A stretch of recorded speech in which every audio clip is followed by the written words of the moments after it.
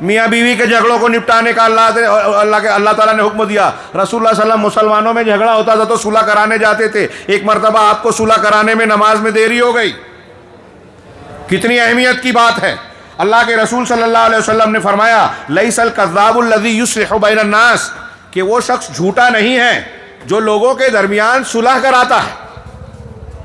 جو لوگوں کے درمیان، بہت غور سے سنیے، یہ ایک حدیث بہت سے مضمون کو کافی ہے، میرے پاس وقت نہیں بچا، 2-3 باتیں صرف پیش کر پاؤں گا. کہ وہ شخص جھوٹا نہیں ہے، کذاب نہیں ہے، جو دو لوگوں کے درمیان صلح کراتا ہے. فینمی خیرن، تو وہ جھوٹ کی چغلی کرتا ہے. میں ترجمہ کر رہا ہوں، جھوٹی خبر پہنچاتا ہے. مثلا ان کے اندر اختلاف ہو گیا، شیخ شعیب میں شیخ جمیل صاحب میں، دونوں میں بہت شدید جھگڑا ہے. اب میں دونوں کو ملانے کے لیے آ کے شعیب صاحب سے کہتا ہوں، شیخ شعیب سے، کہ ارے آپ حافظ جمیل صاحب سے ناراض ہیں، وہ تو آپ کی تعریف کر رہے تھے، وہ تو اچھے ہیں، وہ تو آپ کے بارے میں بہت اچھی باتیں کر رہے تھے. انہوں نے نہیں کہا، میں کہہ رہا ہوں. کیوں؟ تاکہ یہ نرم ہو جائیں، ملنے کے لیے آمادہ ہو جائیں، تیار ہو جائیں. یہی بات یا ایسی ہی بات میں آ کے حافظ صاحب سے کہتا ہوں تو دونوں نرم ہو گئے، ملا دیا. یہاں غور کرنے کی بات ہے. میں ایک نقطہ بتانا چاہ رہا ہوں. جھوٹ بولنا نیکی ہے یا گناہ ہے؟ جھوٹ کی بہت سی قسمیں ہیں. اللہ اور رسول پر جھوٹ بولا جائے، کوئی جھوٹا فتویٰ دیا جائے، حلال حرام میں جھوٹ بولا جائے، تو یہ سب سے بڑا جھوٹ، سب سے گناہ. اس کا کرنے والا جہنم میں جائے گا. جھوٹی حدیث بیان کرنے والا، آج بہت سے لوگ جھوٹی حدیث بغیر تحقیق کے بیان کرتے ہیں. ایک وہ جھوٹ ہے. ایک جھوٹی گواہی ہے جو کورٹ میں دیتا ہے انسان. آج ہمارے ہاں کورٹ میں، عدالتوں کے باہر ملتے ہیں مسلمان بھی. جہالت ہے، ان کو بتائیے، ڈرائیے کہ اللہ کے رسول نے کبیرہ گناہوں میں اکبر الکبائر میں گنایا شہادت الزور، شہادت الزور، کئی مرتبہ کہا. شرک اور حقوق والدین کی نافرمانی کے بعد کہ شہادت، جھوٹی گواہی، جھوٹی گواہی، جھوٹی گواہی، یہ بہت بڑا گناہ ہے. پھر ایک عام جھوٹ جس میں دھوکہ دیا ہے. جھوٹ کی ایسی بہت سی قسمیں ہیں اور اکثر گناہ ہی ہیں.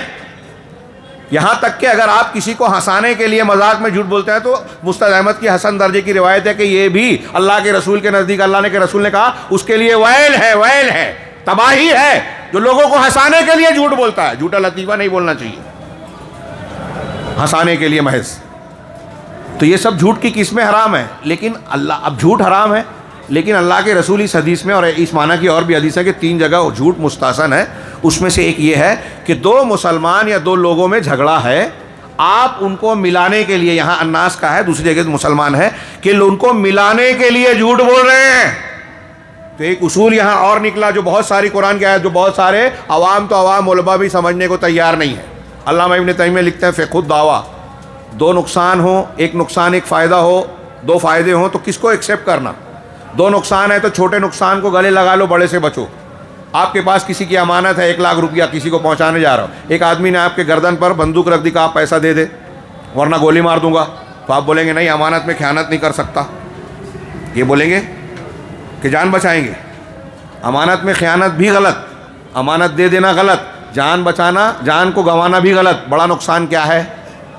جان دینا. تو جان بچائیں گے، وہ پیسہ دے دیں گے.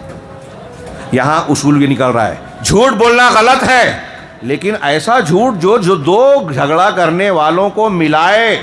اللہ کے رسول صلی اللہ علیہ وسلم فرما رہے ہیں کہ وہ جھوٹ نہیں ہے، ایسا جھوٹ بولنے والا جھوٹا نہیں ہے. ہاں، وہ شخص جو ہے وہ خیر کہتا ہے، خیر کا کام کر رہا ہے، نیکی کر رہا ہے. اللہ کے رسول صلی اللہ علیہ وسلم فرما رہے ہیں کہ 2 مسلمانوں کو، 2 لوگوں کو، جھگڑے والوں کو ملانے کے لیے جھوٹ بولنا نیکی ہے، اور ہم 2 میں جھگڑا لگانے کے لیے جھوٹ بولتے ہیں. ہماری مائیں بہنیں بھی غور سے سنیں، عورتوں میں یہ بہت چلتا ہے. اس کے خلاف نفرت پیدا کی جائے، اس کے درمیان جھگڑا لگایا جائے، طلاق کیا جائے فلاں کے درمیان. یہ چھوٹا موٹا گناہ نہیں ہے. آپ دوسرے کا گھر بگاڑو گے، اختلاف کو بڑھاوا دو گے، آپ بھی چین سے نہیں رہ سکتے. لکھ لیجیے، آپ کے گھر میں یہی کچھ ہوگا. یہ مکافات عمل کا قانون دنیا میں جاری ہے. ایسا ممکن نہیں ہے کہ آپ ببول کا کانٹا بوئے اور آم کا درخت پیدا ہو. ایسے ہی یہ ممکن نہیں ہے کہ آپ اللہ کی نافرمانی کریں اور آپ کو اچھا نتیجہ ملے. ہو ہی نہیں سکتا.